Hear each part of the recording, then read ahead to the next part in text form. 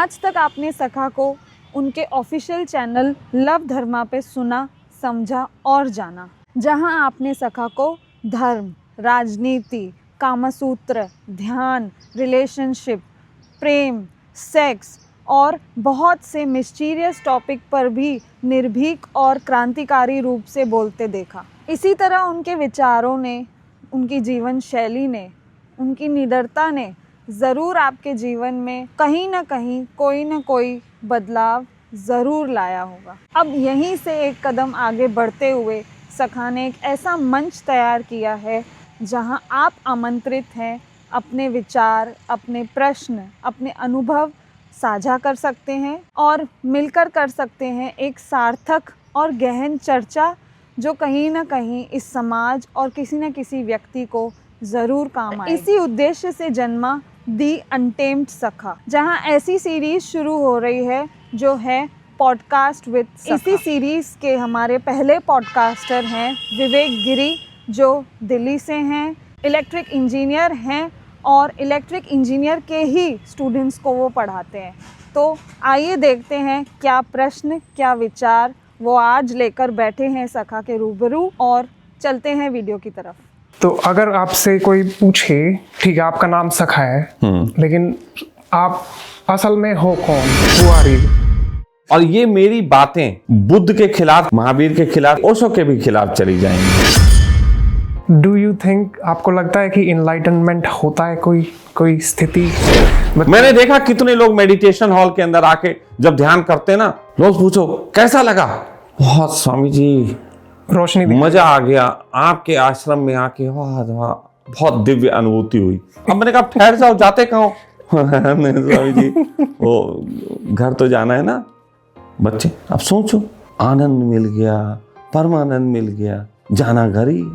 ठीक है, मैं थोड़ी सी डेफिनेशंस जानना चाहता हूँ। इंसान में, शरीर में माइंड, मन और एक ऑब्जर्वर, तो क्या आप इन चीज़ों को थोड़ा सा बताएंगे कि ये क्या होती हैं? भगवान के संबंध में जितने भी सवाल आज तक किए गए हैं सब बचकाने सवाल हैं, और उसके जिन्होंने भी आंसर दिए बचकाने आंसर। और मेरे से अगर आप पूछो तो मैं ये कहूंगा कि मैं एक प्रकार से ऐसे इंटरनेट से जुड़ गया हूं कि अगर आप मेरे पास कोई क्वेश्चन आता है तो वो इंटरनेट में डालने से उसका आंसर भी तुरंत आ जाता है। अब इसे क्या कहोगे? आप समाज बोलते हैं कि समाज नहीं है, इंडिविजुअल व्यक्ति हैं सारे, लेकिन समाज है, कोई डेफिनेशन है समाज की? अब कृष्ण के समय में अलग तरीके से बात थी, जब वो कह रहे थे आत्मा के संबंध में, आत्मा ना काटती है, ना ये होती है, ना वो होती, वो उनकी अपनी डेफिनेशन थी। अब मेरे पास अलग डेफिनेशन है, मैं तुम्हें सॉफ्टवेयर की लैंग्वेज में समझाता हूँ। प्लीज।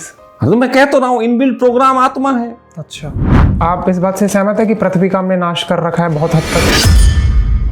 शादी का कंसेप्ट है, फिर वो एक के साथ रहो, इससे अलग रहोगे तो व्यभिचार होगा, व्यभिचार होगा तो परमात्मा स्वीकार नहीं करेगा। अरे परमात्मा क्यों नहीं स्वीकार करेगा? परमात्मा खुद व्यभिचारी है।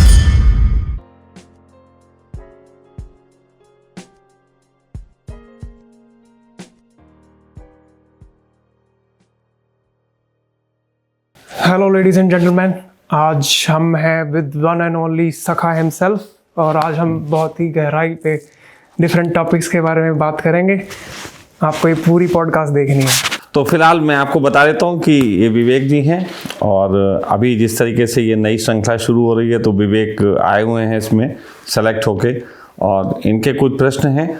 और आप सब लोगों को जान लेना चाहिए कि जितने भी पॉडकास्ट अभी तक चलते हैं वो सारे पॉडकास्ट एक तरीके के बिजनेस बना के रखे हुए हैं, जिसमें वो किन्हीं गेस्ट को बुलाते हैं, उनसे पैसे लेते हैं और उनका प्रचार करते हैं, या फिर वो एक बस ऑरा क्रिएट करने के लिए कि ज़्यादा से ज़्यादा हिट चले जाएं, ऐसे काम करते हैं। तो हमारे यहाँ पॉडकास्ट का बिल्कुल भी ये मतलब नहीं है कि हम इससे धन कमाएं, ना ही इस पॉडकास्ट के माध्यम से जो है किसी का प्रमोशन किया जा रहा है। यहाँ पे शुद्धतम विचार रखने की बात है, और उतनी ऑनेस्टी के साथ जितनी ऑनेस्टी के साथ हम और आप इसको फील करते हैं, और कोशिश की जाएगी कि कुछ नए दृष्टिकोण रखने की जिसमें आप सीख सकें। तो आज विवेक हैं मुझे पूरी उम्मीद है कि विवेक हम लोगों को वो क्वेश्चन देंगे जिससे आप लोगों को अस्तित्व के वो आंसर जानने को मिलेंगे जो थोड़े से नए हों।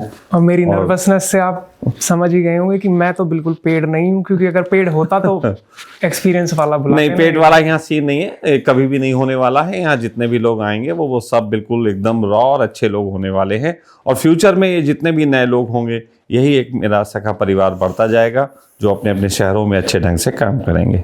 ठीक है, हम ABCD से स्टार्ट करते हैं। या तो अगर आपसे कोई पूछे, ठीक है आपका नाम सखा है, लेकिन आप असल में हो कौन, हु आर यू? सच कहें तो ये एक ऐसा आंसर है जिसका जवाब जो भी मैं दूं वो गलत होगा। तो मैं इसका फाइनली एक आंसर देता हूं जहां तक मुझे ठीक लगता है, वो ये है आई एम ओनली। मैं हूं, बस आई एम, मैं हूं केवल, है ना। अब मैं कौन हूं, क्या हूं, तो जितनी भी चीजें हैं ये मेरी बाहरी पहचान हो जाएंगी। देखो जीवन जो है ना, अगर आप मुझसे पूछो कि आप कौन है, मैं कहूंगा मैं सखा हूं। ठीक है, सखा कौन? तो मैं कहूंगा मैं किसी का पुत्र हो सकता हूं, या मैं किसी का शिष्य हो सकता हूं, या मैं कोई कंपनी का मालिक हो सकता हूं, या मैं कोई एम्प्लॉय हो सकता हूं। तो ये सभी पहचाने झूठी पहचाने हैं, क्योंकि ये किसी दूसरे की होंगी। और जीवन जो है वो बहुत बड़ा है ना। तो मैं कई बार कहता हूं कि शशांक से कुछ नहीं जन्मता, शशांक कुछ नहीं करता, शशांक कुछ नहीं है, बल्कि जीवन में हम जो भी करते हैं उससे जो पैदा हो रहा है वो शशांक है। तो सखा तो पैदा हो रहा है डे बाई डे, अभी तो पैदा होना बाकी है और पैदा होगा। तो इसीलिए मैं कहता हूं आई एम ओनली, मैं केवल हूं और डे बाई डे मैं बढ़ रहा हूं, मैं पैदा हो रहा हूं। मतलब आपने पिन पॉइंट नहीं किया किसी चीज को कि यस, मैं किसी भी आइडेंटिटी को अपनी अंतिम आइडेंटिटी नहीं बता सकता, क्योंकि बहुत ही पहचाने हैं, बहुत पहचाने हैं। मैं अगर लंबे साल से कहूं तो हो सकता है कि इस दुनिया का पहला जो DNA कोड आया हो, जहां से मनुष्यता की शुरुआत हुई हो, मैं वहां से चल रहा हूं, उससे भी पहले चल रहा हूं। मैं पत्थरों के साथ भी रहा हूं, मैं पहाड़ों के साथ भी रहा, नदियों के साथ भी बहा हूं, सूरज के जन्म से पहले भी मैं था। तो फिर ये सब बातें तो इतनी गहरी हैं कि इनको समझना मुश्किल है, इसलिए मैं जस्ट आई एम। हो सकता है कि आपके अंदर बहुत से अनुभव ऐसे हों जिनके साथ मैं कभी खुद जी चुका हूं, एज अ DNA पहले या और क्योंकि वो DNA में हम सब कुछ बहुत पहले से करते आ रहे हैं। ठीक है, मैं थोड़ी सी डेफिनेशंस जानना चाहता हूँ जो कंफ्यूजिंग सी है बड़ी, खासकर जो स्पिरिचुअल टीचर होते हैं उनके द्वारा। जैसे कि फॉर एग्जांपल, जहां तक मुझे लगता है 3 चीजें होती हैं इंसान में, शरीर में, माइंड, मन और एक ऑब्जर्वर। तो क्या आप इन 3 चीज़ों को थोड़ा सा बताएंगे कि ये क्या होती हैं? देखो, अब जैसे आपने कहा माइंड, मन और ऑब्जर्वर, अब इसी को थोड़ा सा इसकी परिभाषाएं करनी पड़ेंगे, तो इसको थोड़ा सहज कर देते हैं। एक शरीर होता है और एक सोल होती है। ठीक है, कॉन्शियस, हमारे अंदर एक चेतना नाम की चीज है ना। ऑब्जर्वर, अब देखो चेतना जो है उसको बहुत समझने के लिए छोटी छोटी बातों से समझा जा सकता है। जैसे सामान्यतः अभी तक हम कॉन्शियस को जानते हैं। कॉन्शियस मतलब जैसे भी हम बोल रहे हैं, हम कॉन्शियस हैं, हमने ऐसे ताली बजाई, दिस इज कॉन्शियस, ये मैं कॉन्शियस हूं। लेकिन चेतना थोड़ी सी और बात हो जाती है। आपने कभी देखा कि सेकंड के लाखवें हिस्से में भी अगर आपकी आंख में कोई तिनका जाने को होता है तो आंख बंद हो जाती। वो कॉन्शियस होके नहीं होती, कोई पीछे से है जो देखता है, सबकॉन्शियसली। आपने देखा सोते वक्त कभी मच्छर मारा हो तो एकदम सटीक मारता है आदमी, वो कॉन्शियस है। कभी को आप सो रहे हो, है ना, गहरी नींद में, और आपकी आंखें खोल के देखी जाए, अगर आपकी आंखें देखती होती तो उस समय क्यों नहीं दिखाई देता, यानी कि उस समय कोई पीछे सो गया है जो नहीं देख पा रहा। तो कॉन्शियस जो है बहुत अलग बात है ना। लेकिन फिर भी मैं कह रहा हूं कि हम उसकी थोड़ी सी पहचाने दे पाते हैं, थोड़ी सी बातें समझा पाते हैं। इसके बीच में एक चीज है जो कि माइंड, हमारी इंद्रियों के काम करने की प्रणाली, उनकी जरूरतें, उनकी सुख दुख, उनकी समस्याएं, और इन सब से मिलके एक बना है जिसको हम मन बोलते हैं। मन जो है, कई लोग मन को माइंड समझेंगे, कई लोग मन को जरूरतों को समझाने वाला बोलेंगे, लेकिन मैं नहीं बोलता। मैं कहता हूँ माइंड कहीं पे कमजोर हो जाना, माइंड की लिक्विड फॉर्म में माइंड को आ जाना, कहीं पे सुख, कहीं पे दुख, कहीं इंद्रियों की ज़रूरतें, कहीं अनुभव, ये बहुत सारी चीज़ें मिलके मन बनती हैं। और मन जो है, मन की अगर एक बात में समझाऊं कि मन क्या होता है, तो मैं इतना कहूँगा कि जो भी सीखा हुआ है वही मन है। यानी कि मेमोरीज का गुच्छा मन है। हाँ, वो सीखा हुआ, अब उसमें से चुराता है आदमी, वो मन की चालाकी है। क्या ये कहना ठीक है कि मेमोरीज का कलेक्शन मन है? नहीं, मेमोरीज का कलेक्शन मन नहीं है, उनमें से चूज करना। देखो, जैसे मैं कहूं कि खाने का टेबल जो है वो मन नहीं है, मन है कि मैं क्या खाऊंगा, और उसने वो पहले की मेमोरीज के हिसाब से चूज किया है। यस, उसके पास इंफॉर्मेशंस हैं, कुछ चीजें हैं कि ये खट्टा लगता है, ये नहीं चाहिए, ये नहीं चाहिए, इसमें ये है। तो वर्तमान में उसकी इंद्रियां किसी खास प्रकार की क्रेविंग से भरी होती हैं, और उस क्रेविंग के तहत वो अपने अपने उसको आदेश देती हैं पीछे से कि मुझे मीठा खाना है, खट्टा खाना है। फिर वो अपनी मेमोरियों के सिलेक्शन में जाके मीठा कैसे होगा, खट्टा किस में होगा, फिर कहीं कोई उसने ऐड देखे हैं, ऐड से लिया है, वहां पे वो एक चीज निकाल के लाता है और वो मन हो जाता है। तो क्या हम कह सकते हैं मन चुनाव करने वाला है? मन चुनाव करने वाला है, लेकिन मन के चुनाव के पीछे भी कई एक बहुत सारी कार्य प्रणालियां हैं जो बाहर से थोपी हुई हैं। ये देखो, ये बहुत सूक्ष्म है। अगर मन पे ही चर्चा करें हम लोग, सालों मन पे चर्चा कर सकते हैं और मन को शायद पूरे तरीके से अगर खोल ना सरल पाएं। शब्द में किसी को बताना हो कि भाई ये मन है, तो कैसे आप बताएंगे? मैं बहुत सरल भाषा में बताता हूँ। कई बार लोग कहते हैं कि हम कैसे पहचानेंगे कि मन क्या है और मतलब कॉन्शियस क्या है ना, रियल जरूरत क्या है और क्या जरूरत है जो मतलब मन है। तो इसको कैसे पहचानेंगे? तो इसको पहचानने का तरीका सिंपल सा है कि जिस चीज को बदला जा सकता है वो मन है। रियल जरूरत बदली नहीं जा सकती। जैसे मैं कहूं कि आप समोसा खाने की, आपको भूख लगी, आप समोसा खाना चाहते हैं। मैं कहूंगा समोसा नहीं मिल सकता भाई, छोले भटूरे मिल सकते हैं। अब आप बोलो नहीं मिल सकता, भूख लगी, चलो छोले भटूरे खा लेते हैं। तो ये सब मन है, समोसा मन है, छोले भटूरे मन है, ब्रेड मन है, लेकिन भूख से कोई समझौता नहीं हो सकता। भूख तो है, भूख वास्तविकता है। अब इसी की जगह दूसरी बात कहें कि मजनू जो है उसके लिए लैला जो है वही सब कुछ है। कोई उससे कहे लैला के बदले में दूसरी ले लो, वो कहेगा नहीं लेते। तो लैला मन नहीं है फिर, क्योंकि वो बदली नहीं जा सकती। बिल्कुल, जो चेंज नहीं हो सकता, कोई कॉन्शियस की बात होगी। जो चंचल है वो मन है, बदलता रहता है। नहीं, चंचलता इज डिफरेंट। अच्छा, चंचलता डिफरेंट चीज है, मन थोड़ी अलग बात है। अच्छा, मन के बाहर भी कुछ है? नहीं, मन देखो, क्योंकि मन जो है ना, मन किन्हीं चीजों से निर्मित हुआ है। कि जैसे कि शरीर है, शरीर पैदा हुआ है तो इसके साथ कुछ चीजें आई हैं, उसी तरीके से मन कुछ स्मृतियों के गुच्छे और जानकारियों के साथ वो आया तो है, लेकिन वो उसका अपना कोई वजूद नहीं है। वो आपके वजूद से ही अपने वजूद को बना के रखता है। ऐसा समझो कि मन की स्थिति ऐसी है कि वो किसी फैक्ट्री में काम करता है और उसने गांव में खबर कर रखी है कि मैं फैक्ट्री का मालिक हूं। और गांव का कोई आदमी आ जाता है तो उसे फैक्ट्री ऐसे घुमाता है जैसे कि वो उसी की हो, है उसकी नहीं। जैसे फैक्ट्री में काम करने वाला नौकर जो है वो अपने आप को मालिक समझने लगे, ऐसी ही मन की स्थिति है।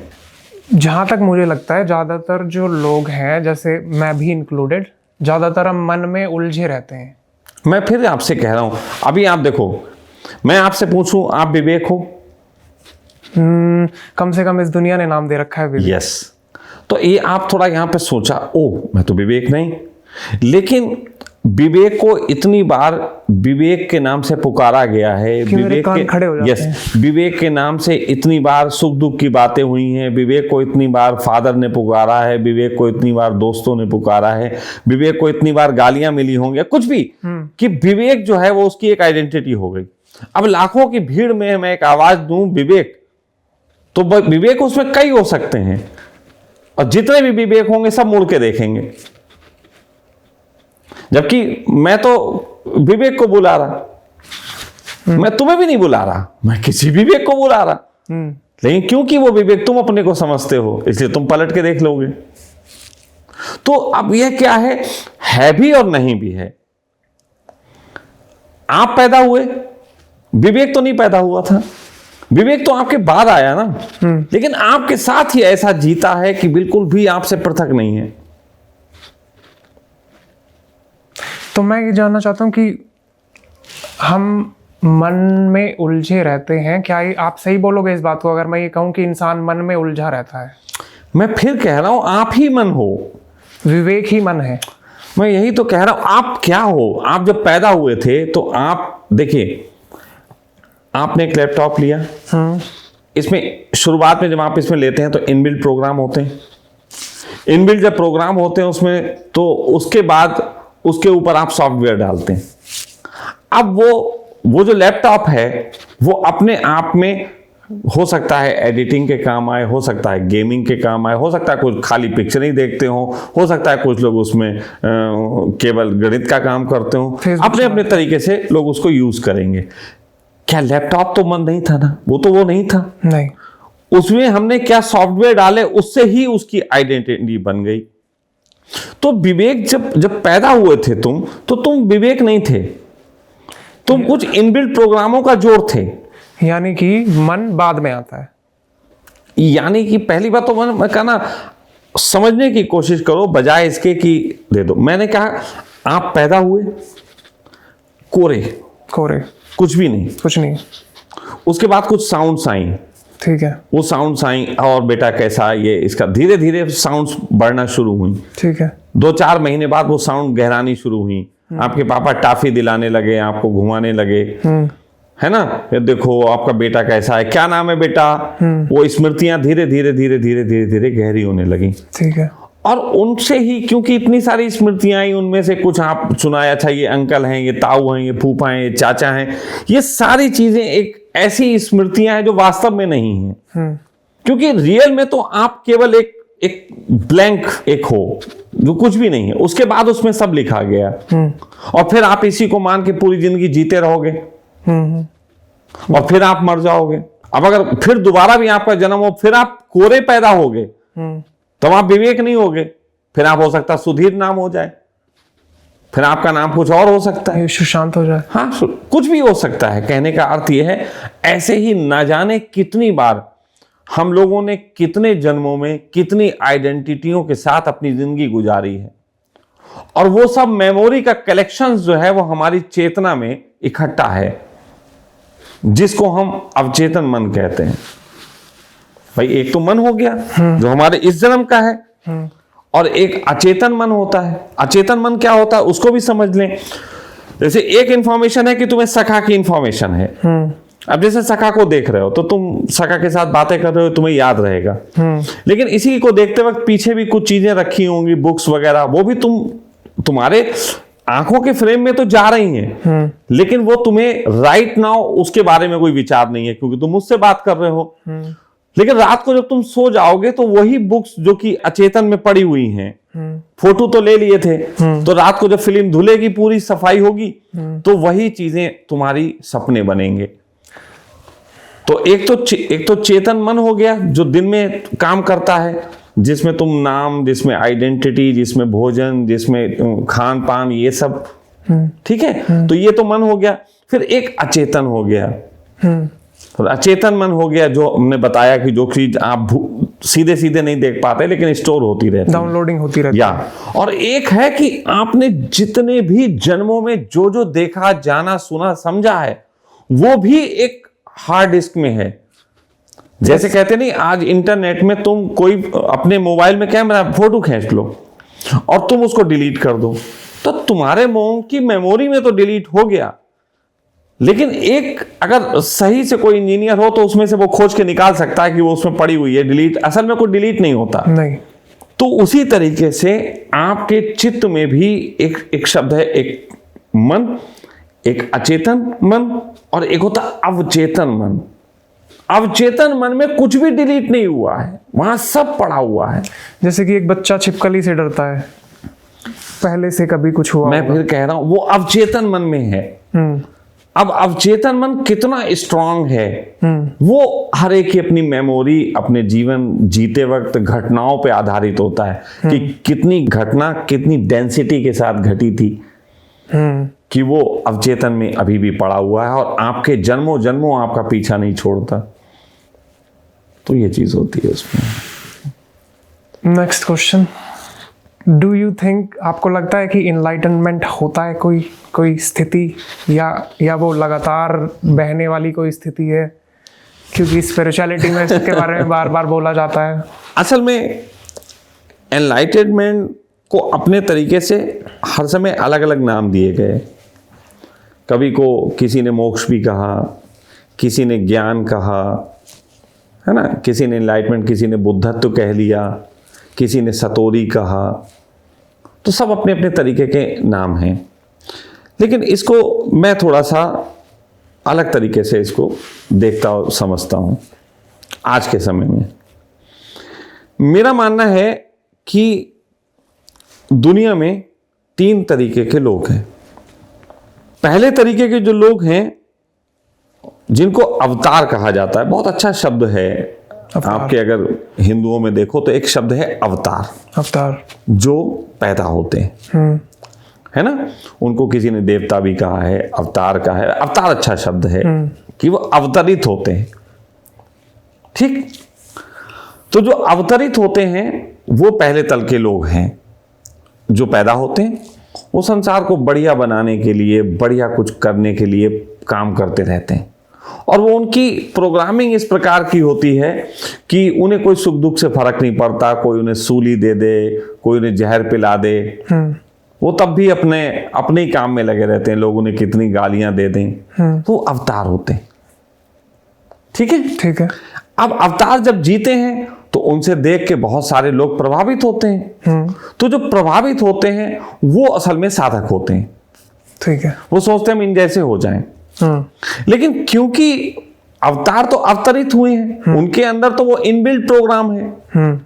जैसे कि कोई कंपनी ऐसा एक वो निकाले लैपटॉप, जिस लैपटॉप में पहले से ही सारे सॉफ्टवेयर पड़े हुए हों, कि गुड सॉफ्टवेयर पहले से ही उसमें है और बैड वो लेती नहीं, है ना। मतलब उसकी इनबिल्ट प्रोग्राम में ही वो प्रोग्राम है। ऐसे भी तो बनाए जा सकते हैं। तो समझ लो अवतार वैसे ही होते हैं कि उनकी प्रोग्रामिंग ही वैसी होती है कि वो एक हटके ही बात करते हैं, हटके ही जीते हैं, हटके ही सब कुछ उनका होता है। तो उससे 2 तरीके के लोग होते हैं। एक वो होते हैं जो उनसे नाराज होते हैं क्योंकि वो उनसे मैच नहीं करते, और दूसरे वो होते हैं जो उनसे प्रभावित होते हैं। तो जो प्रभावित होते हैं वो उनके पीछे चल के उन जैसे होने की कोशिश करते हैं, साधक। हाँ। अब जाहिर सी बात है वो उनसे पूछते हैं आप ऐसे क्यों हो, तो वो क्या बताएं, क्योंकि कुछ तो बताना पड़ेगा। अब जैसे कोई मुझसे पूछे आप ऐसे क्यों हो, तो मैं कहूं मैं ऐसा हूं, तो अब हूं का कोई बड़ा मुश्किल है जवाब देना। तो फिर देना पड़ता है, नहीं बेटा हम ये करते हैं वो करते हैं। तो वो बहुत सी बातें आती हैं, और सामने वाला भी चाहता है कि जो दिख रहा है वही बिक रहा है। तो वो भी देखते हैं कि इन्हें ये किया, सखा जी पॉडकास्ट कर रहे हैं, देखो सखा जी सखा आश्रम चला रहे हैं, इस तरीके से लोग देखते हैं। तो वो जो होने की कोशिश करते हैं उनमें से 1-2% होते हैं जो हो ना पाए लेकिन फिर भी आनंदित होते हैं। वो उस होने के प्रयास में आनंदित रहते हैं। कुछ लोग होते नहीं जो अपने काम में जुनूनी होते हैं। तो 100 में कोई, 1000 में, लाख में कोई एक आध शिष्य ऐसा पहुंच जाता है उनके पास जो वो जुनूनी में मजे लेता है, उसे कोई लेना देना नहीं होता है कि सफर में मजा आता है, सफर में मजा आता है। लेकिन बाकी ज्यादातर लोग दुखी होते हैं। और उन दुखी को देख के एक तीसरे प्रकार की मनुष्य में श्रेणी है जो उन दुखियों को देख के कहती भैया हमें नहीं होना धार्मिक, हम अपने घर में ठीक है, अपने बच्चे अच्छे पैदा कर रहे, अपने कमा खा रहे, बस दुकान खोलो, शाम को आओ घर में सो जाओ, क्या बनाया आज, हाँ बस। तो उनको इतने से लेना देना है। तो असल में 3 श्रेणी के लोग हैं। अब इसमें आता है एनलाइटमेंट जो आपने पूछा। तो मैं फिर कह रहा हूं एनलाइटमेंट के गुण लेके पैदा होते हैं। जैसे हम कह रहे हैं ना अवतरित होते हैं, तो एनलाइटमेंट अवतरण है। और ये मेरी बातें बुद्ध के खिलाफ चली जाएंगी, महावीर के खिलाफ चली जाएंगी, ओशो के भी खिलाफ चली जाएंगी, क्योंकि इन सब का मानना है कि हम एनलाइटेड हो सकते हैं। क्योंकि हो नहीं सकते, आप होके ही पैदा हुए। मेरा मानना यह है कि आप एनलाइटमेंट के गुण लेके पैदा होते हैं। जैसे कि आप लैपटॉप में लेके पैदा हो गए, आप अपने उसमें सारे इनबिल्ट प्रोग्राम हैं, उन प्रोग्रामों में एक एनलाइटमेंट का भी प्रोग्राम है और वो अपने समय पे एक्टिवेट हो जाएगा। अब वो जिस वक्त एक्टिवेट होता है तब आप चांद तारे देख रहे होते हैं या कुछ कर रहे होते हैं, अब वो एक्टिवेट हो जाता है किसी भी क्षण। किसी भी क्षण, है ना। किसी का टट्टी फिरते हो गया, किसी का पैर से गिर के हो गया, किसी का कैसे हो गया, बहुत तरीके के लोग हैं। तो ये एक्टिवेट हो गया उस वक्त पे, अब वो एक्टिवेट हो गया। अब बाकी लोग वो प्रयास करते रहे, बुद्ध की तरह बुद्ध पूर्णिमा पे बैठ के तुम देखते रहो, वो एक्टिवेट हो ही नहीं रहा क्योंकि तुम्हारे अंदर वो प्रोग्राम ही नहीं है। लेकिन अब बुद्ध से कहो तो बुद्ध समझाते हैं कि तुम भी जग सकते हो जब हम जगे थे। लेकिन सच बताएं, बुद्ध को भी बहुत समय बाद ये समझ में आया होगा कि हम प्रयास से नहीं जगे थे, हमारे अंदर प्रोग्राम था जो एक्टिवेट हो गया था अप्रयास से। मैं वही कह रहा हूं कि वो प्रयास से नहीं हुए थे, वो बस वो प्रोग्राम की वजह से एक्टिवेट, वो प्रोग्राम एक्टिवेट हो गया, वो जग गए। वो गुण कौन कौन से होते हैं? मैं फिर कह रहा हूं, आप मुझसे गुण पूछ रहे हो तो ये फिर वही बात कर रहे हो कि मैं तुम्हें गुण बताऊं और वही तुम गुण बनाने लग जाओ और सोचो हम जग जाएं। मैं फिर कह रहा हूं, ये गुण नहीं होते। आप बताओ महावीर में कौन से गुण थे, क्या वो गुण उसमें थे? मतलब ये उसे ही पता लगेगा जो जिसमें वो फूल जाएंगे। देखो, गुण जो हैं दो चार लोगों ने पकड़े हैं कि वो सामान्य से होते हैं। एक तो वो गुण है ज्ञान का, कि ऐसे लोग ज्ञान को उपलब्ध होते हैं और वो कहीं भी अपने प्रश्नों को लेकर नहीं घूमते। एनलाइटमेंट को लाइट से जोड़ा जा सकता है कि जीवन प्रकाशमय हो गया, अब हम अंधेरे में नहीं हैं। ये एकमात्र गुण है जो पाया जाता है। इसका मतलब क्या है इस बात का? किस बात का? कि जीवन अंधेरे में नहीं है। जीवन अंधेरे में नहीं है मतलब कि मैं अपने क्वेश्चनों को आंसर नहीं ढूंढता फिर रहा हूं। मिल गए हैं सारे आंसर मिल गए हैं, छोड़ दो। अब उसको कुछ लोग जैसे ओशो से पूछोगे तो ओशो कहेंगे मेरे आंसर नहीं मिले लेकिन मेरे क्वेश्चन गिर गए, वो इस तरीके से बात करेंगे। और मेरे से अगर आप पूछो तो मैं ये कहूंगा कि मैं एक प्रकार से ऐसे इंटरनेट से जुड़ गया हूं कि अगर आप मेरे पास कोई क्वेश्चन आता है तो वो इंटरनेट में डालने से उसका आंसर भी तुरंत आ जाता है। अब इसे क्या कहोगे? मैं कह रहा हूं कि मेरे पास क्वेश्चन, अगर कोई समस्या आएगी तो उसका समाधान होगा। अब जैसे यही बुद्ध से पूछो जाके तो बुद्ध कहते हैं जीवन दुख है, दुख का कारण है, कारण का निवारण है। तो वो हर चीज का कहते हैं कि अगर दुख है, कारण है तो उसका निवारण भी होगा। तो अगर समस्या है तो समाधान भी होगा, अगर क्वेश्चन है तो आंसर भी होगा। तो एक लोग वो होते हैं जिनको प्रयास करने पड़ते हैं और एक ऐसे प्रोग्रामिंग होती है कि जिनके क्वेश्चन उठते हैं उधर आंसर आ जाते हैं। आप क्या नाम देते हो एनलाइटनमेंट को? मैं नाम ही नहीं देता यार। पहली बात तो मैं कहता हूं यार एनलाइटमेंट के चक्कर में ना पड़ो, उतना ही अच्छा है। ये दुनिया ने एनलाइटमेंट के नाम पे कितना उपद्रव काटा हुआ। लेकिन चलो एनलाइटनमेंट नाम छोड़ देते हैं। ये बात कि मेरा जो जीवन है वो अब अंधेरे में नहीं है, इस स्थिति में अकॉर्डिंग टू यू सब लोग तो नहीं आ पाएंगे क्योंकि वो प्रोग्रामिंग सब में नहीं है। मैं सीधी सी बात कह रहा हूं, देखो बात समझो। मैं कह रहा हूं कहीं से अवतार आते हैं, कोई एक सर्कल है। इस सर्कल में यहाँ पे अवतार हैं, ये नीचे आते हैं, यहाँ काम करते हैं। इनको देख के कुछ लोग प्रभावित होते हैं, वो साधना करते हैं। उनमें से कुछ एकाध होते हैं जो बहुत अच्छी स्थिति में उनके प्रेम में रहते हैं। हो सकता है कि वही लोग उस गुण को उपलब्ध हो जाते हो फिर मर के, और फिर उनको भेजा जाता हो कि अब कि तुम चले जाओ। अब जो मैं कह रहा हूं कि अवतार की मैं बात कह रहा हूं, तो हो सकता है कुछ लोगों को मेरी बातों से लगे कि इसका मतलब आप बता रहे हो कोई स्वर्ग जैसी जगह है जहां से भेजे जाते हैं। नहीं, मैं वो बात नहीं कर रहा। मैं कह रहा हूं कि जो इन्होंने काम किए, जैसे किसी ने कोई अच्छे काम करता रहा, तो ज्योतिष के आधार पे मैं इसको ऐसे बता रहा हूं कि यदि आप धीरे धीरे अपने ग्रहों को अच्छा करते रहे तो एक समय ऐसा हो सकता है कि आप एक ऐसा जन्म लो जिस जन्म में आपके 6-7 ग्रह उच्च के हों और वो इतने बढ़िया काम कर रहे हों आपके, या फिर 1-2 भी हो तो वो इतने अच्छे कर रहे हो कि बाकी ग्रह आपको तंग ना कर रहे हो। तो आप अपने जीवन में इतना प्रकाशमय जीवन जी के जा सकते हो कि लोग हैरान हो सकते हैं। तो मैं असल में बात यही कह रहा हूं कि है तो सब कर्मों का खेल, क्योंकि एक जो साइकिल है ना, जिसको लाइफ साइकिल बोलते हैं, वो यही है, वो कहीं बाहर नहीं है। वो इसी हो सकता है कि इसी सोलर सिस्टम में हो सकता है इसी मिल्की वे में हो, इसी ब्रह्मांड में भी हो सकता है, लेकिन वो है साइकिल यही। वो साइकिल यहीं घूमता रहता है और उसी साइकिल में हमको जो करते रहते हैं, हमारी वो अवचेतन में इकट्ठा होता रहता है। वो अवचेतन की कुछ फिल्ट्राइजेशन होती है जिससे हमारे ग्रहों पर प्रभाव पड़ता है। फिर हम जब पैदा होते हैं तो उसी तरीके के ग्रह एक्टिव होते हैं। ये बड़ा एक लंबा सर्किल है। और सच बात तो यह है कि इन सब बातों को मैं करना भी नहीं चाहता। लोग मुझसे इन सब बातों पर प्रश्न कर लेते हैं, लेकिन मैं खुद अपने तरीके से कहूं तो मैं कई बार कहता हूं कि मैं एक पेड़ का पत्ता हूं। आप ज़्यादा से ज़्यादा मुझसे मेरे बारे में पूछिए, या मेरे पत्ते के निकट कुछ पत्ते हैं, मैं उनके बारे में बता सकता हूं। लेकिन मैं इतने विशाल पेड़ का एक छोटा सा पत्ता हूं, मैं पूरे पेड़ के बारे में नहीं बता सकता।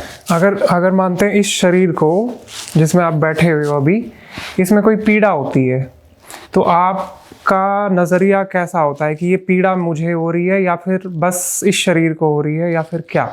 नहीं, देखो असल में क्या है, पीड़ाओं की भी एक चीज है कि एक पीड़ा हो रही है जिसका समाधान है। जैसे मैं फिर बुद्ध की बात कहूंगा। बुद्ध का जीवन दुख है, दुख का कारण है, कारण का निवारण है, निवारण का प्रयास करो। अब फिर आगे की बात मैं जोड़ रहा हूं। अब उस प्रयास करने में अगर तुम्हें ऐसा लगे कि इसका कोई भी निवारण नहीं हो सकता क्योंकि इसका कारण ही ढूंढे नहीं मिल रहा है, तो स्वीकार करो। हाथ में है तो कर लो, नहीं है तो स्वीकार कर लो। बिल्कुल भाई, जैसे आप कोई भी काम करते हैं तो उस काम को करते वक्त आपके 100% एफर्ट के बाद भी कभी कभी कोई काम हो नहीं पाता। तो टेक्निकली, कई बार टेक्निकली चीजों में भी ऐसा होता है कि आप 100% एफर्ट दे दिए, उसके बाद भी नहीं हो रहा है, तो इसका मतलब नहीं होना है। एक्सेप्ट कर लो यार, खत्म करो, दूसरे रास्ते से चलो। तो आपके सारे सवाल गिर गए हैं या फिर आप ये कहेंगे कि नहीं, मैंने बार बार कहा मेरे सवाल गिरने का ना गिरने का सवाल नहीं। अच्छा मुझे एक बात बताओ,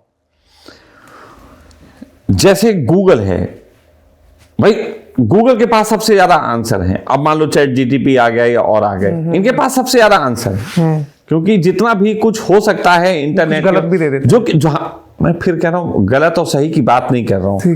कहने का अर्थ है इनके पास सबसे ज्यादा आंसर है ना। तो यदि आपके पास इनका सोर्स हो जाए और आपके पास क्वेश्चन उठे तो आप इनसे पूछ लोगे। सही गलत की तो बात की बात है, आप पूछ तो लोगे ना। भाई आसमान में कितने तारे, बच्चे को बताओ जितने सर में बाल तुम्हारे, बच्चा तो सेटिस्फाई हो गया। हकीकत में तो वो उतने नहीं होते। लेकिन अब यही बात देखो, एक बड़ा अच्छा सा इसको समझा देता हूं कि एक बार एक बच्चे ने पूछा अपने पिता से कि आसमान में कितने तारे। पिता ने कहा जितने सर में बाल तुम्हारे। क्योंकि अबोध बालक प्रश्न बड़ा कर लेते हैं लेकिन उतने बड़े उत्तर नहीं ले सकते। तो बाप वही अच्छा है जो समझदारी के साथ उन्हें उत्तर दे जिसमें वो सेटिस्फाई हो जाए। उत्तर का एक ही अर्थ होता है सेटिस्फाइड। कोई भी उत्तर आखिरी उत्तर नहीं होता। ये थोड़ा सा आगे चल के गड़बड़ी नहीं कर देगा? मैं वही तो बताने जा रहा हूं। क्या विज्ञान ऐसा नहीं कहता है कि हमारी कोई भी खोज अंतिम खोज नहीं, इसके बाद भी हो सकती? हाँ। तो क्या विज्ञान गड़बड़ी कर रहा? नहीं। तो फिर इसमें भी गड़बड़ी क्यों मान रहे हो? लेकिन समझो बात को, बच्चा उस समय तो सेटिस्फाई हो गया, अपने काम में लग गया, पढ़ाई में लग गया, वरना वो गिनता रहता। उसने कहा बाल इतने गिने नहीं जा सकते, तो छोड़ो यार, मान लिए पिता की बात कि इतने ही होते होंगे। लेकिन वही बच्चा बड़ा हो गया, वैज्ञानिक बन गया, उसने सारे बाल काटे और गिने और उसने कहा नहीं यार, तारे तो इससे ज्यादा हैं। फिर वो पहुंचा अपने ऑफिसर के पास, नासा में हो गया। नासा में जाके उसने नासा के वैज्ञानिक से कहा, उसने कहा आसमान में कितने तारे? तो नासा ने मालूम क्या जवाब दिया? अनगिनत। उसने कहा जितनी समुद्र में रेत के कण। बात वहीं की वहीं। अब गिनो जाके 1 2। तो बात थोड़ी समझने योग्य है। क्वेश्चन के आंसर का प्रयोजन क्या है?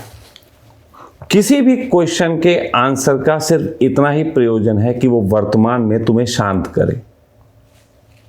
यही तो प्रयोजन। प्रश्न का उत्तर यही है कि प्रश्न समाप्त हो जाए। प्रश्न और उत्तर वास्तव में मिलेंगे तो प्रश्न गिर जाता है। लेकिन ये हर जगह सही नहीं बैठता ना। मैंने फिर सही कहां बैठने को कहा? डेवलपमेंट का तो हिस्सा है ना।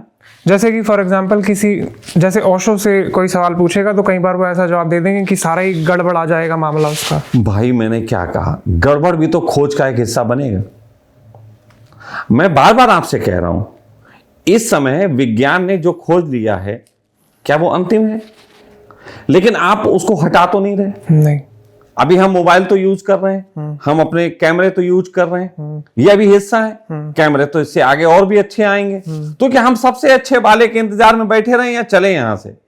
अभी इसी में संतुष्ट रहते हैं, आगे जो आएगा उसे स्वीकार कर लेंगे। स्वीकार करेंगे या उसके साथ काम करेंगे। हाँ। तो जब तक तुम्हें अभी के उत्तर से बड़ा आंसर ना मिल जाए तब तक तो इसी के साथ जियोगे ना।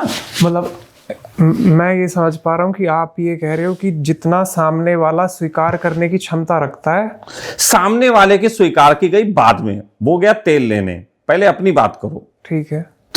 अगर तुम्हारे पास एक गैजेट सबसे अच्छा अभी का बना हुआ एप्पल का 16 फोन इस समय सबसे टॉप पे बना हुआ है, तो मैं उसे भोगूंगा। तो उसी को तो भोगोगे जब तक 17 नहीं आया। बिल्कुल। या 17 के चक्कर में तुम 16 नहीं लोगे। नहीं, ऐसा तो नहीं। तो नहीं देता। तो उसी तरीके से जो आंसर तुम्हें मिल रहा है वर्तमान का तो वही आंसर है। अब कृष्ण के समय में अलग तरीके से बात थी, जब वो कह रहे थे आत्मा के संबंध में, आत्मा ना काटती है, ना ये होती है, ना वो होती, वो उनके अपनी डेफिनेशन थी। अब मेरे पास अलग डेफिनेशन है। मैं तुम्हें सॉफ्टवेयर की लैंग्वेज में समझाता हूं। प्लीज। तो मैं कह तो रहा हूं इनबिल्ट प्रोग्राम आत्मा है। अच्छा। बाकी उसके ऊपर जितने सॉफ्टवेयर पड़े वो मन। ठीक है। बस आत्मा लेकिन अलग अलग नहीं है ना। इंफॉर्मेशन इज डिफरेंट, आत्मा इज सेम। सारे लैपटॉप एक हो सकते हैं, उनके अंदर प्रोग्राम डिफरेंट हो सकते हैं। आत्मा वैसे अनंत है। मैं आत्मा को इनबिल्ट प्रोग्राम बोल रहा हूं। ठीक है। किसी भी सिस्टम का इनबिल्ट प्रोग्राम आत्मा है। लेकिन सिस्टम्स अलग अलग हैं। फिर भी बात है, सिस्टम अलग अलग हैं लेकिन उनके इनबिल्ट प्रोग्राम तो सेम है। अब उसके ऊपर सॉफ्टवेयर अलग अलग हैं तो वो मनुष्य अलग अलग हैं। अब हमने एप्पल का फोन ले लिया, लेकिन हम उससे केवल फोटो खींचते हैं, और कुछ लोग एप्पल के फोन से सारे सॉफ्टवेयर का सब काम कर लेते हैं। अब ये तो वो है कि कौन कितने सॉफ्टवेयर को यूज कर रहा है। अब हम कोई कहेगा आपके पास है तो आपको केवल फोटो खींचना आता है, और वो है वो ये भी कर लेते हैं। तो ये तो ऊपर का डिफरेंस है। गैजेट तो दोनों के पास सेम है। ठीक है। एक थोड़ा सा बचपने वाला सवाल पूछता हूँ कि अकॉर्डिंग टू यू ईश्वर या गॉड क्या है? मैंने पहले भी आपसे कहा कि मैं पता हूं। वास्तविक बात यह है कि आप जो है मुझसे उतना ही पूछ ले तो बहुत बढ़िया है। अगर मैं उसके अलावा जितनी भी बातें कहूंगा सब फिलोसफिकल होंगी। तुम बच्चों वाला सवाल कर रहे हो, ये नई बात नहीं है। भगवान के संबंध में जितने भी सवाल आज तक किए गए हैं सब बचकाने सवाल हैं, और उसके जिन्होंने भी आंसर दिए बचकाने आंसर हैं। उसके संबंध में आंसर नहीं दिए जा सकते। आप सिर्फ पत्ते की बात करेंगे क्योंकि आप पत्ते हो। यही यथार्थ है। मैं भी लंबी लंबी छोड़ दूं, वरना सारा फिलॉसफी में चला जाएगा। सब फिलॉसफी ही तो है। यथार्थ में कहां है भाई? सारा तो आदमी का जबरदस्ती का ज्ञान पेल दिया गया कि वो अनंत है। हाँ, उसका कोई नाम नहीं है। कि वो हमारे भगवान जी हैं। वो भगवान जी वो बढ़ते चले जाते हैं, बड़े हो जाते हैं। भगवान जी बड़े होते हैं, उनके कपड़े भी बड़े हो जाते हैं, चड्डी भी उनकी बड़ी हो जाती, फटती नहीं है। ये क्या बात हुई? इस तरीके की देखो, मैंने क्या कहा, आपने तो फिर भी बहुत ईमानदारी दिखाई जब आपने कहा कि मैं आपसे एक बचकाना सवाल पूछता हूं। लेकिन मैं आपसे ईमानदारी से कह रहा हूं, आज तक जिसने भी भगवान के संबंध में सवाल पूछे बचकाने ही पूछे हैं, और उसके आंसर भी बचकाने ही हैं। जैसे सर में बाल कितने, शायद उन्होंने सोचा होगा कि इस जवाब से शायद सामने वाले को शांति मिल जाए, इसलिए दे देते। मैं क्या कह रहा हूं, अभी बात हुई ना, बच्चे ने बड़ा अच्छा क्वेश्चन किया कि आसमान में कितने तारे, वही वही वही बड़ा ज्ञान का क्वेश्चन है, कितने तारे। लेकिन आंसर तो नहीं समझ सकता, तो जितने सर में बाल तुम्हारे। शायद जिन्होंने जवाब दिया था वो सब। तो शायद लगा के मुझसे बात नहीं होगी। ये पॉडकास्ट शायद के लिए नहीं है, यथार्थ की बात करो। यहां यथार्थ अब होगा। ये पॉडकास्ट तमाशेगिरी के लिए नहीं है कि हम अच्छी अच्छी रीलें नहीं निकालनी है। तो आप शायद की बात मत करो, तो आप अपने अंदर से बात करो कि क्या उस फिलॉसफी से सहमत होते हो। ये फालतू की भगवान की फिलॉसफियां दे रखी हैं। ईमानदारी की बात तो ये है कि वर्तमान में तुम्हारी जरूरत क्या है उसकी बातें होनी चाहिए। आदमी भगवान की बात कर रहा है और मैं करूंगा भगवान आके मंदिर में खड़ा हो जाए ना कि हम आ गए, रुको, जाते कहां हो, तो कहेंगे भैया दुकान खोलनी। मैंने देखा कितने लोग मेडिटेशन हॉल के अंदर आके जब ध्यान करते हैं ना, सब आते हैं इनलाइटेड होने, इनलाइटेड परमात्मा पाना है। मैंने देखा, लोग पूछो कैसा लगा, बहुत स्वामी जी रोशनी दिखाई। मजा आ गया आपके आश्रम में आके, वाह वाह, बहुत दिव्य अनुभूति हुई। तो मैंने कहा ठहर जाओ, अब यहाँ कहाँ जा रहे रोशनी हो? दिखाई दी। हाँ ना ना ना, तो अब मैंने कहा ठहर जाओ, जाते कहाँ हो? नहीं स्वामी जी, वो घर तो जाना है ना। बच्चे अब सोचो, आनंद मिल गया, परमानंद मिल गया, जाना घर ही है। वास्तविक जरूरत पे आओ, वास्तविक बातें हमें ज्यादा अच्छी लगती। और उसी लॉजिक से शायद, फिर मैं शायद में नहीं बात कर रहा, आप बताना सही है या गलत है। जैसे लोगों को बोला गया था कि आप मूर्ति पूजन करो, मेरे ख्याल से इसीलिए शायद बोला गया था कि उनको अगर बोल दिया जाए आखिरी सत्य है कि तुम हो ही नहीं, जो है वही है। देखो मेरी बात समझो, अगर हमारे पास 100 रुपए हो, 100 रुपये, और पाने वाले जो हैं वो 500 हों, जिन्हें बस सबको चाहिए 100 रुपए, तो कैसे डिस्ट्रीब्यूट करेंगे? सबको 100 रुपये चाहिए। सबको ही चाहिए। 100 में से किसी को 5 चाहिए, किसी को 10 चाहिए, और 500 हैं। अब एक से कम तो दे नहीं सकते नहीं हैं। 100 और 500 को देने हैं, कैसे दिए जाएंगे?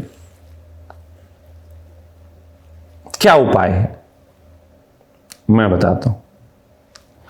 इसका यह उपाय है कि 400 लोगों को इधर उधर बातों में भटका के रखो, और बाकी के लड्डू खा लो। है ना? लड्डू नहीं खा लो। ये जो बड़े लोग हैं, जो रिचेस्ट हैं, जो बहुत ऊंचे लोग पहुंच गए हैं, ये जानते हैं कि अगर हमने सबको ही काम कैसे दे पाएंगे। अब जैसे सारे लोग कहते हैं कि हमें सरकारी नौकरी दे दो, कहते नहीं कहते? How can it is possible कि सबको सरकारी नौकरी मिल जाए? Not possible. या तो पॉपुलेशन बिल्कुल ही घटा दो, बिल्कुल ही। ठीक, लेकिन वही बात है, पढ़ाया तो सबको जाएगा।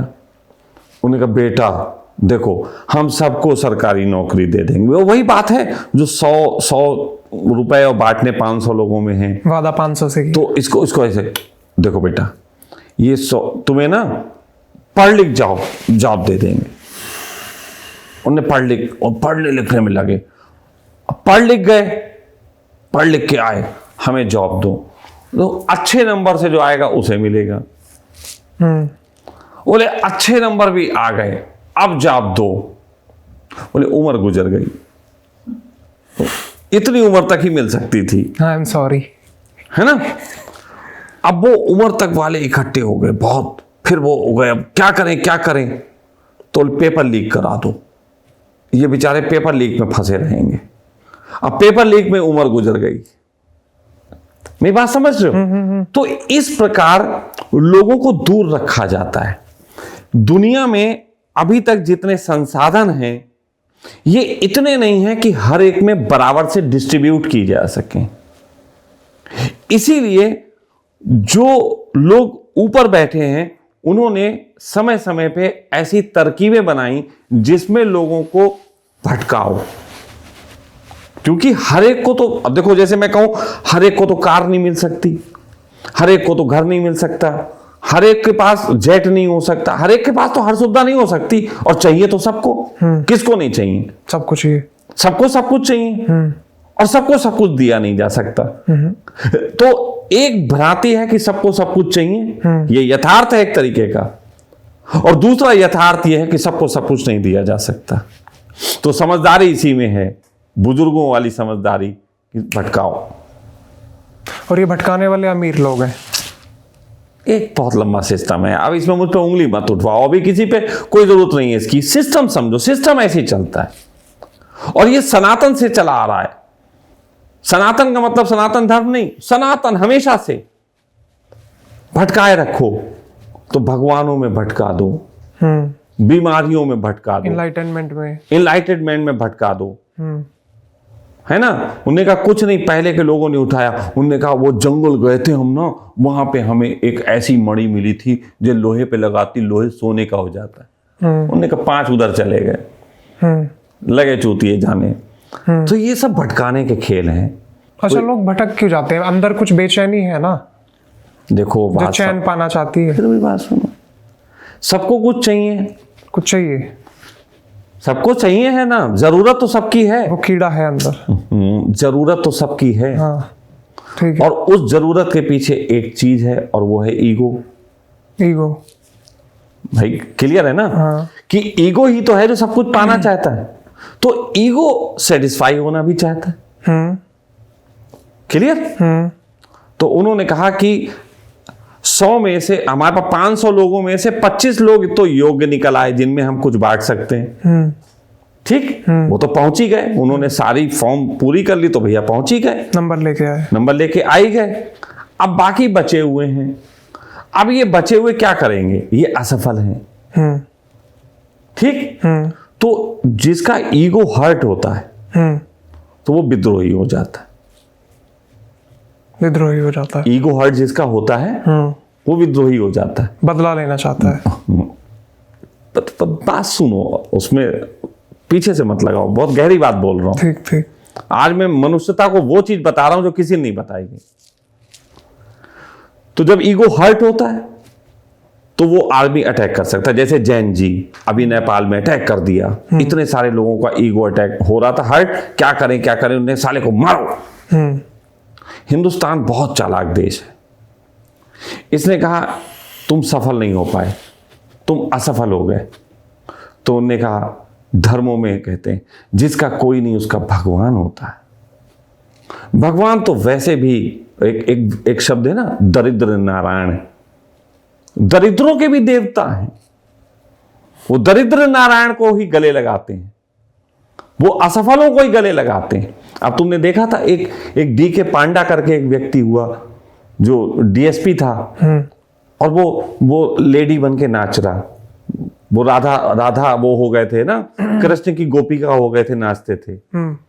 अब ये असफल है, असफल पैसे में नहीं, हो गए हैं डीएसपी, लेकिन हो सकता है अंदर से जो हैं वो उनके अंदर ऐसे हों कि जेनेटिक गुण उनके स्त्री वाले हों, लेकिन इतने पढ़े लिखे। अब यही अगर पश्चिम में होते तो वो ऑपरेशन करा लेते और लेडीज बन जाते और अपना बैग लेके घूमने लगते, लेकिन पढ़े लिखे थे। तो हिंदुस्तान में उन्होंने कहा क्या करें, कहाँ जाके किसकी शरण में जाएं। तो उन्होंने कहा एक धर्म है जो कहता है कृष्ण ही पुरुष हैं, बाकी सब उनकी गोपिकाएं हैं। तो बस बदल लिए कपड़े और नाचने लगे अपने जाके। तो यहाँ पे जो 33 करोड़ देवता हैं, वो मेरा मानना है 33 करोड़ आश्वासन है। आप बताओ आपको क्या तकलीफ है, उसको दूर करने का एक धार्मिक विधि हम बता देंगे आपको, जहां आप अपना टाइम पास कर लोगे। और बिना आश्वासन के इंसान रह भी पाएगा इधर? मैं कब कह रहा हूं रहो, सही रास्ता पकड़ो ना, सफलता के गुणों की तरफ काम करो ना, बजाय इसके कि असफलता हो गई हो तो चलो भाई हम असफल वाले भगवान को मान लेते हैं। दरिद्र नारायण को मानने से अच्छा है कि तुम संपन्न रामायण उनको मानो ना। मतलब मेरी बात का सत्यानाश मत करो, है ना। दरिद्र मैं वाले बड़ी बात बता रहा हूं, तो सत्यानाश करने के लिए मत चलो। मैं ये कह रहा हूं कि जो तुमने बात पूछी थी वहीं पे आ जाते हैं कि इतने तरीके के धर्म और ये सब बातें ये सब कहानियां बनाई इसलिए गई कि लोगों को भटकाया जा सके। बुद्ध ने नहीं भटकाया। कोई आ रहा है, भगवान हमें एनलाइटमेंट पाना है, ठीक है जाओ, पहले 3 महीने शमशान में गुजारो। साला 3 महीने तो पीछा छोड़ेगा। गुरु जी के पीछे रोज पड़ा हुआ, रोज आ जाता है, हर प्रवचन में बैठ जाता है, गुरु जी ज्ञान पाना है। 3 महीने आ गया, आप क्या करें? हम तो 3 महीने रह लिए। पहली बात तो 100 लोग आते होंगे 3 महीने के लिए, 5 राजी होते होंगे, 95 तो भाग ही जाते होंगे। 95 कहते हैं बस प्रवचन सुनते रहेंगे, इसी में गुरु जी बहुत अच्छे हैं, प्रवचन अच्छे देते रहेंगे, बस प्रवचन सुनते रहेंगे। 5 ऐसे होते हैं जो जाके बैठ जाते हैं। फिर वो 5 की संख्या मान लो, फिर वो 100 हो गए। फिर वो आए, उन्हें कहा बनते रहे, आए 3 महीने। उन्होंने कहा अब जो है चीवड़ पहनो और भिक्षा मांगो पूरे गांव में। हाँ, 1-2 साल तक भिक्षा मांगो। अब भिक्षा मांग रहे हैं। अब 1-2 साल तक भिक्षा मांगने वाले भी वही बात, 100 में 5 ही फिर राजी होते होंगे। पहले वहां गए थे, अभी भिक्षा मांगने में लगा रहा है। खैर मांग लेते हैं। फिर ये भी करके आ गए, बोले गुरु जी ये भी कराए। और गुरु जी बोले यार पीछे ही नहीं छोड़ता, क्या करें?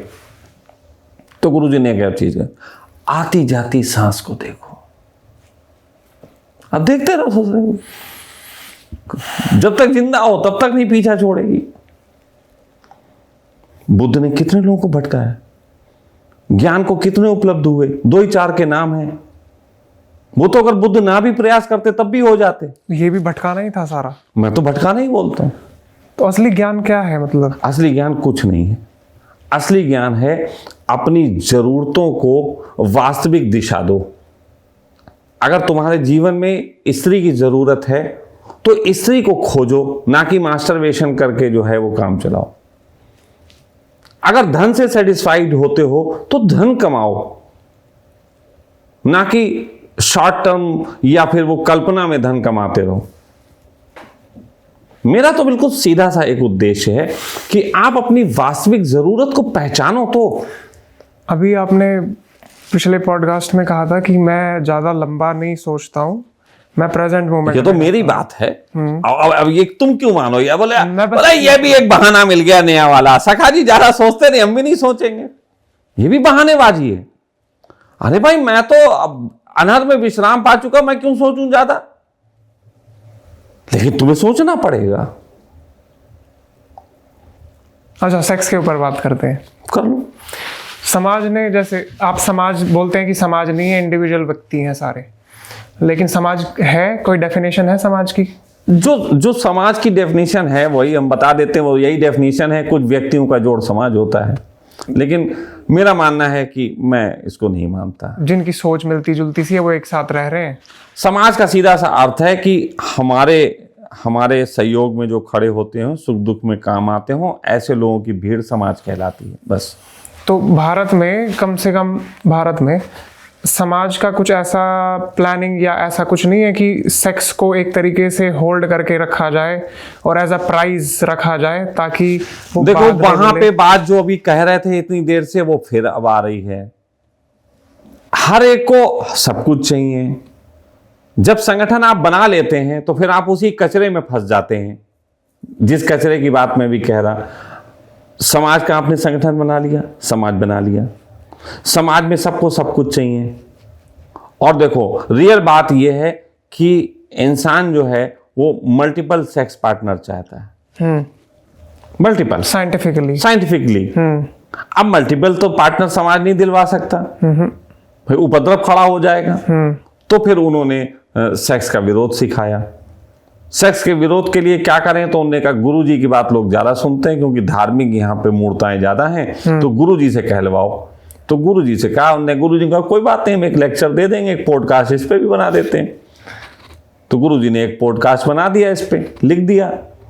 और इसीलिए शादी का कॉन्सेप्ट, बिल्कुल शादी का कंसेप्ट है। फिर वो एक के साथ रहो, इससे अलग रहोगे तो व्यभिचार होगा, व्यभिचार होगा तो परमात्मा स्वीकार नहीं करेगा।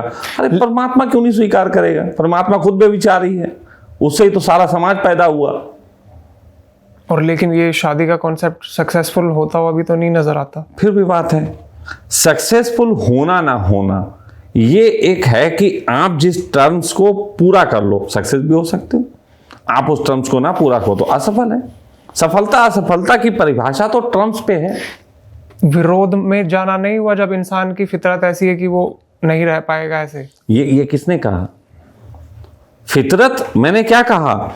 हर कोई, अब तुम मेरी अगर एक ही बात को सुन के पूरा मेरा एक चरित्र निर्माण कर लो तो एक अलग बात। मैंने ये भी कहा कि हर व्यक्ति मैरिज मटेरियल नहीं होता। हाँ, ये कहा आपने, ठीक है, लेकिन मैंने ये भी कहा कि बहुत से लोग मैरिज मटेरियल होते हैं। तो इससे पहले कि विवाह के लिए बढ़ो, ये जानो क्या वाकई में तुम विवाह मटेरियल हो? विवाह कर क्यों रहे हो? एक कायदे में तो एक फॉर्म भरो। आप विवाह करना चाहते हो तो एक फॉर्म भरो, उसमें लिखो मैं विवाह क्यों करना चाहता हूं। सेक्स के लिए, मम्मी पापा की खातिरदारी करे इसके लिए, हमारे बच्चे पैदा करे वंशानुगत उसके लिए, बुढ़ापे का सहारा बने इसके लिए। तो ऐसे कारण हैं, यही तो कारण है ना। तो इसमें टिक लगाओ क्या कारण है, और टिक लगाने के बाद सामने वाले से पूछो क्या तुम हमारे इन कारणों को पूरा करने के लिए तैयार हो? ठीक है, पूछ लिया उससे, और अगर उसने हाँ कर दिया, ओहो, फिर उससे पूछो तुम्हारे विवाह के कारण क्या हैं? मान लिया उसके भी यही है। नहीं, उसके ये होंगे तो हमें तो तुम संपत्ति अच्छी तुम्हारी लग रही, सिक्योरिटी मिल रही, तो क्या तुम तैयार हो उसे अपनी संपत्ति देने के लिए? मान लो देने के लिए तैयार है तो कर लो। विवाह में एक एग्रीमेंट ही होता है। ठीक है, ये कंपैटिबिलिटी हो गई, उनकी शादी हो गई, ठीक है। अब उसको पालन करो। तो क्या इन रीजन से शादी करना ठीक है? मैंने ठीक क्या कहा? ये तो सब अपना अपना बच्चा भी देखो, कर लेंगे। सबका अपना अपना ठीक। नर्सरी में जो बच्चे पढ़ते हैं उसी स्कूल में बच्चे आगे पढ़ के फिफ्थ में भी आ जाते हैं। क्या फिफ्थ वाले का जो ठीक है वो नर्सरी वाले का भी ठीक है? लेकिन फिर अपराधी कौन? मैंने जो बात कही पहले मुझसे उसका जवाब दो। बिल्कुल। एक स्कूल में केजी नर्सरी से लेके और 12 तक के लोग हैं, ठीक है।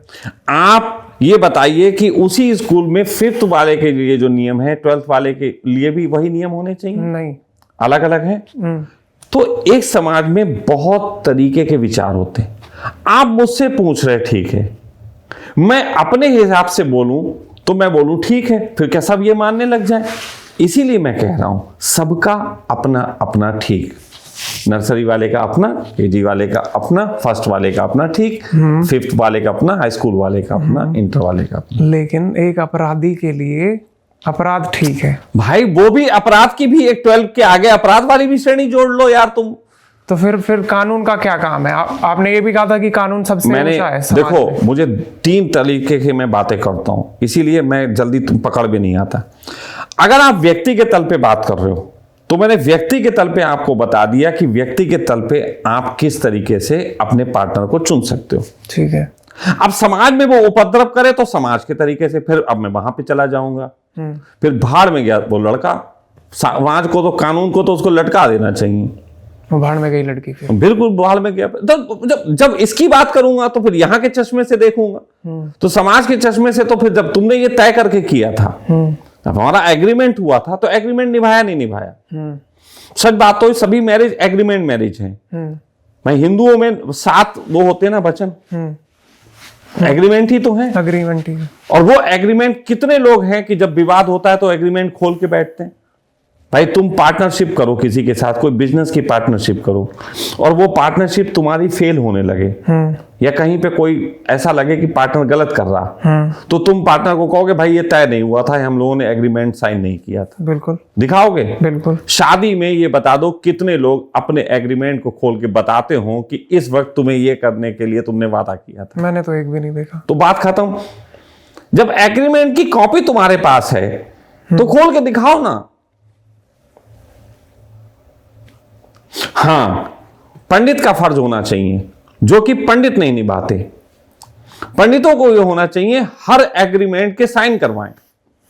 मेरा मानना यह है कि अगर मुझे पंडित बना दो या मेरा एक नियम जोड़ लो, तो पंडित जी को यह होना चाहिए कि भाई 7 नियम हैं। शादी कर रहे हो, पहला नियम, लड़का राजी? हां राजी। लड़की राजी? हां राजी। साइन करो, पहले नियम को पालन करोगे, पालन करेंगे, स्वाहा। अब आओ दूसरा नियम, सातों नियम। फिर सातों नियम के पालन ना करने पे दंड। मंजूर है इस नियम को ना पालन करने का ये दंड वो भी बताओ। मंजूर है, हाँ, अंगूठा लगाओ। बिल्कुल। अब उसके बाद ये है कि तुम्हारे यहाँ कोई समस्या आती है तो हम आएंगे, पूछेंगे किसने क्या किया, जो निकलेगा उसके हिसाब से दंड। तो यही तो मुसलमानों में किया गया। मुसलमानों में है नहीं कि उन्हें तुमने पत्नी को तलाक देना और 3 बार बोल दो, लेकिन सोच समझ के बोलना, क्योंकि हो सकता है कि तुम तो जज्बातों में बोल गए और उसके बाद वो तुमने लड़की को छोड़ दिया, तो फिर तुम्हें वो तब मिलेगी अगर तुम्हें, हाँ, जब घूम घाम के, समझे मामला। तो उसमें है, कबूल है।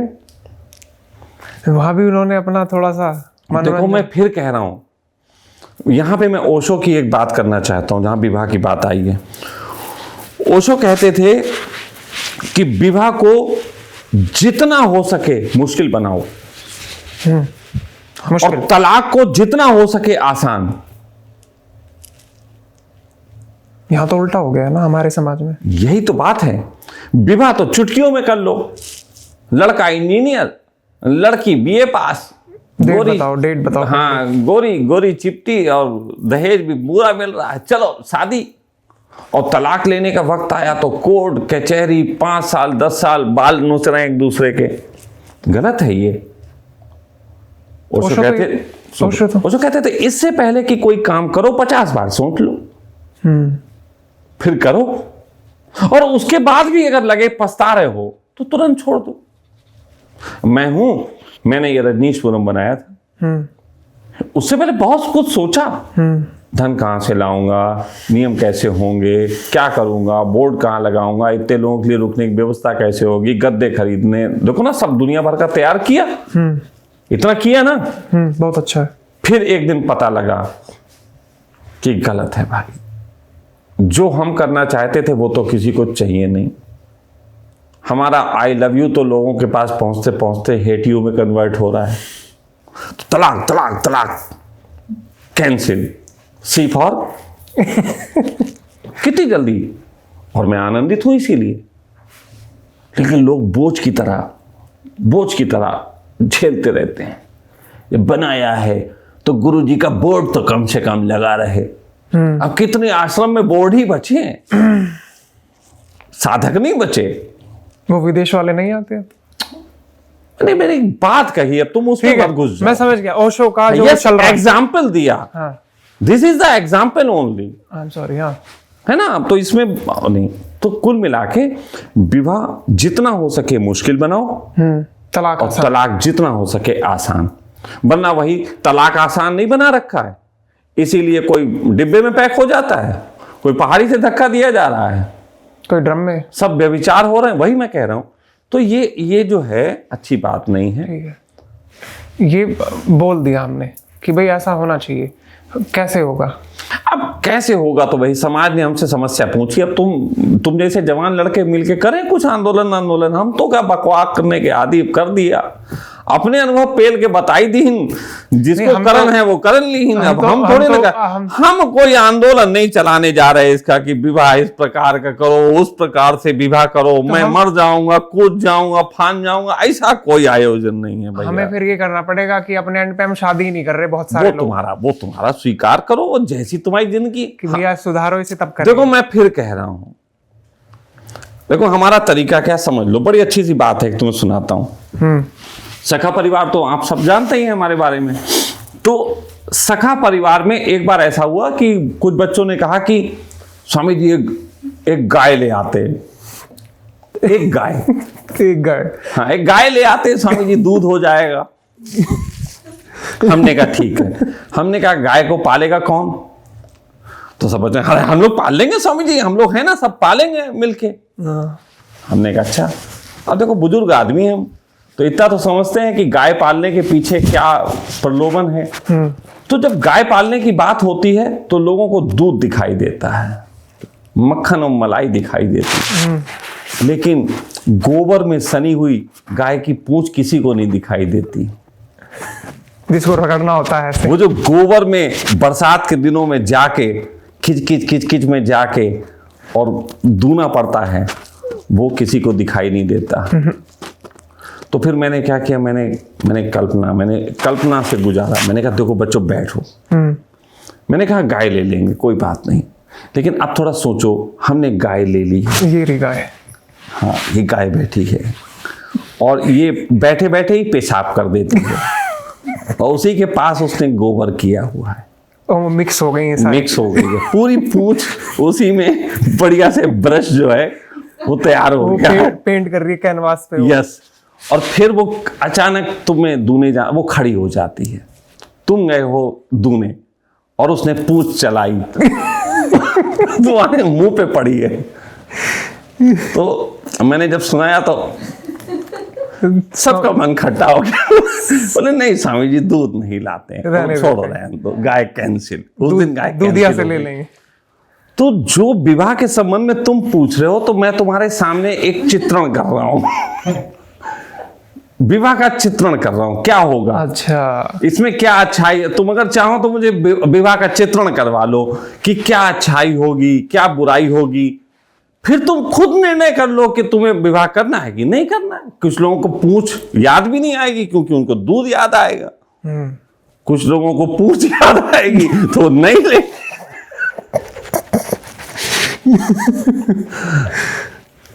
वो इतने मदहोश हो जाएंगे कुछ लोग दूध में ही कि वो सब भूल जाएंगे। तो देखो विवाह के कुछ फायदे हैं। विवाह का पहला फायदा ये है कि आप जब रात को पहुंचते हो, खासतौर जवान बच्चों की एक दिक्कत होती है कि अब माँ बाप से भी ज़्यादा क्या बात करें, फिर अपने कमरे में जाके अकेले बैठते हैं। आजकल तो बड़ा अच्छा है क्योंकि मोबाइल हैं, इसलिए थोड़ा बहुत दिल लग जाता है मोबाइल में। भाई हमारे समय में तो दिल नहीं लगता था। तो शादी का पहला फायदा तो ये होता है दिल लगाने के लिए कोई आ जाती है। अच्छा आपने भी इसीलिए करी थी क्या शादी? हाँ नहीं ठीक है, वो सबके वीडियो वही कारण वो होते हैं। वीडियो है, हम उसको लगा। हाँ सबके अपने कारण होते हैं, लेकिन एक कारणों में तो बिल्कुल ये था कि निश्चित ही एक पार्टनर चाहिए। ये बात अलग थी, हमारी पहले से समझ डेवलप थी कि पार्टनर वो चाहिए जो हम जिसे प्रेम करते हो, जो मैं समझता हूं। लेकिन ये भी समझ अब आई कि कौन किसको समझता है। ये भी समझ अब आई। देखो मैं आपको सच बताऊं, विवाह करने की असली समझ अगर तुम्हें लानी है तो कम से कम 3 विवाह करो, उसके बाद तुम्हें विवाह करने की समझ आएगी। अच्छा बिना दुकान खोले कैसे दुकान चलाने की ट्रेनिंग ले सकते हो? सर आज के नियम जैसे हैं उसमें दूसरे के बाद में विवाह करने हाँ तो तुम लोग एक काम कर सकते हो, जैसे आजकल चल रहा है ना लिव इन रिलेशनशिप, है ना, ये विवाह का ही एक शॉर्ट फॉर्म है। या फिर हम लोग थोड़े कुछ दिन मुझे कह रहे ये विवाह का ही थोड़ा शॉर्ट फॉर्म है। इसमें आप विवाह का अनुभव कर सकते हो, झलक ले सकते हैं, झलक दिख सकती है विवाह की। लेकिन इसमें भी कुछ चीजें हैं जो थोड़ी सी रह जाती हैं कच्ची। तो मेरा मानना यह है कि आने वाले समय में ऐसा जरूर होगा कि एग्रीमेंट टाइप के हुआ करेंगे कि कोई लड़की या लड़का आपस में तय कर लेंगे, जो सामर्थ्य होती होगी वो कहेगा कि हम पैसे दे देते हैं और आप हमारे साथ इतने दिन रहिए, बाद में ठीक लगा तो आगे करेंगे। ऐसा होने लग जाएगा। कुछ हद तक चालू कुछ हद तक चालू हो गया है, लेकिन आगे बहुत तरीके से होगा। तो ये वही बात होगी कि 2-3 विवाह करने के बाद आपको समझ आएगी कि विवाह करना चाहिए कि नहीं करना। ठीक है, एक और प्रश्न है। ठीक है विवाह का हो गया ये। मैं जानना चाहता हूँ कि आप इस बात से सहमत है कि पृथ्वी का हमने नाश कर रखा है बहुत हद तक? नहीं, हाँ मैं थोड़ा सा मैं इससे सहमत नहीं होता। क्लाइमेट को लेकर के असल में आदमी जैसे कई बार लोग कहते हैं, बहुत अच्छा सा एक तर्क है जो काफ़ी लोग इस्तेमाल करते हैं। अभी मैं सुन रहा था किसी दिन एक बोल रहे थे साहब कि हमने इतने परमाणु बम बना लिए हैं कि मनुष्यों को 35 बार पृथ्वी से नष्ट किया जा सकता है। एक बार ही करना काफ़ी है, 35 फिर भी 35 बार किया जा सके, इतने बना लिए, इतनी मात्रा में। तो मैं यही कह सकता हूं कि तुम मनुष्यों का तो बहुत कुछ बिगाड़ सकते हो। मतलब मनुष्य जितनी भी तरक्की करे अपना तो बहुत कुछ बिगाड़ सकता है, पृथ्वी का कुछ नहीं बिगाड़ सकता। हाँ हाँ ठीक है, पृथ्वी तो नहीं हिलेगी। हाँ, पृथ्वी का कुछ नहीं बिगाड़ सकता, बहुत बढ़िया। लेकिन मैं जानना चाह रहा हूँ एज अ इंसानों के लिए रहने लायक जगह के हिसाब से पृथ्वी का हमने बहुत अच्छी नहीं छोड़ी है। जैसे कि फॉर एग्जांपल एक देखो, वो कहते नहीं कि जैसे एक बहुत बड़ा जानवर का जिस्म हो, उस पे छोटे छोटे छोटे छोटे कीड़े मकोड़े चढ़ जाएं, तो जान ऐसे करके एक बार झाड़ता है और सब गिर जाते हैं। हाँ हाँ, इंसान खत्म हो जाएगा। हाँ हाँ हाँ, थोड़ा प्रलय की जरूरत है। हाँ, तो पृथ्वी ऐसी ना, ऐसे जिस दिन करेगी बस उसी दिन जो पृथ्वी को छेड़ रहे हैं वो छेड़ जाएंगे, भूल जाएगी। बस उसके बाद थोड़े से बचेंगे, वो कहेंगे भैया हम लोग बहुत छेड़ा था, अब नहीं करेंगे, अब नहीं करेंगे। ये चलता रहेगा, हम इसमें कोई ज्यादा उसमें नहीं है, समस्या में नहीं है। ये प्रश्न मैं पूछ रहा हूँ नए बच्चे को लाने के लिए। ये जब जगह इतनी सुंदर नहीं छोड़ रखी तुमने, प्रदूषण, खाना बेकार, हवा बेकार, पानी का नाश, डॉक्टर व्यापारी सा हर कोई नहीं ज्यादातर, और एलोपैथी और ये सब चीजें, पढ़ाई में तुमको पता नहीं किस दिशा में ले जा रहे हैं, है ना। जो असल चीज है जो तुम्हारे काम की वो नहीं बता रहे हैं। तुम्हें छोटा दास बना के रखना है ताकि तुम्हारे ऊपर उनकी गद्दी तैर सके। जैसे वो फोटो है ना, लोग लेके जा रहे हैं, ऊपर सेठ बैठा हुआ है, मेरे ख्याल से वो आज बिल्कुल सत्य है, पहले भी होगी। तो ऐसे गार्डन में अगर पृथ्वी को मैं एक गार्डन बोल दूं, गार्डन का नाश मार दिया तुमने, सारे फूल मुरझा गए, सब कुछ हो गया, तुम बात पृथ्वी की कर रहे हो कि मनुष्यों की कर रहे हो? दो बताओ हमें बात, तो हम उसी हिसाब से आंसर देंगे। मैं कह रहा हूं कि पृथ्वी का तो कुछ नहीं बिगड़ेगा, वो ऐसे झाड़ देगी, सब ठीक है। ठीक है, लेकिन इस जगह पे तुम किसी नए बच्चे को ला रहे हो तो वो उस बच्चे के खिलाफ नहीं है थोड़ा सा? नहीं, कुछ नहीं खिलाफ है, उस बच्चे को पता भी नहीं है यहाँ पहले क्या था। ठीक है, लेकिन जब देखो, आएगा, अब हम इस उम्र में भुंटा उंटा खाते हैं तो हमको स्वाद नहीं आता, हमको लगता है कि वो जो पहले वाला था ना वो अब नहीं रहा। भुट्टा वो जो पहले स्वाद आता था ना बहुत अच्छा सा, वो अब स्वाद नहीं आता, अब ऑर्गेनिक नहीं आता, अब अनऑर्गेनिक आ रहा है। लेकिन जो बच्चे अभी पैदा हुए उन्हें तो इसी में स्वाद आ रहा है, इन्हें पता ही कहाँ है। लेकिन फिर भी हमें तो पता है ना। नहीं तो हमें पता है, तो उन्हें तो नहीं पता है कि यार वो यार ये फालतू में इतना अच्छा भुट्टा, आप तो बुढ़े होगा, आपका तो दिमाग खराब हो गया, इतना अच्छा भुट्टा आपको मजा ही नहीं आ रहा। वो ये नहीं कहेगा कि आपने अच्छा भुट्टा खाया है। अच्छा, एक बात बताओ, एक दो स्थितियां हैं। नंबर एक, कोई चुनाव ही नहीं करना है क्योंकि चुनाव करने वाला ही नहीं है। सुख नहीं चुनना, दुख नहीं चुनना क्योंकि चुनाव करने वाला ही नहीं है। स्थिति दो, चुनाव करने वाला भी आ गया, सुख भी है और दुख भी है। कौन सी स्थिति ज्यादा अच्छी है आपके हिसाब से? नहीं, मेरा मानना है कि अगर मनुष्य किसी को भी कहो सुख ही चुनेगा, दुख को क्यों चुनेगा? ठीक है, वो जब है ना, जब आ गए आप, जब आप एग्जिस्ट करते हो तब है ना कि चुन रहे हो सुख या दुख। मेरे हिसाब से इस खेल को खेलने से अच्छा है कि उस स्थिति में जब लाओ ही मत। हाँ, उसको वो तो तुम्हारा मानना ये है कि बच्चे खराब निकल जाएंगे ये सोच के शादी ना करो? नहीं नहीं नहीं नहीं नहीं, इसको ना एंटीनेटलिज्म बोलते हैं। एक थिंकिंग का तरीका है लोगों का, आजकल बहुत सारे लोग ऐसे सोचते हैं।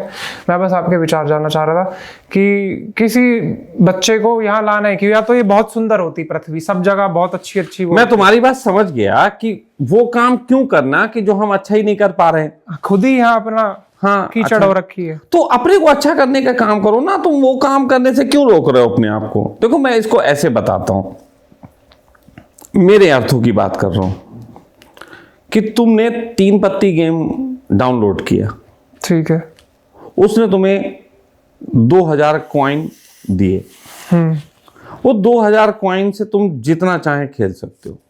तुम 2000 से 20 लाख भी बना सकते हो, निकाल नहीं सकते, है ना। और 2000 अगर तुम हार जाओ तो भी तुम्हें देने नहीं।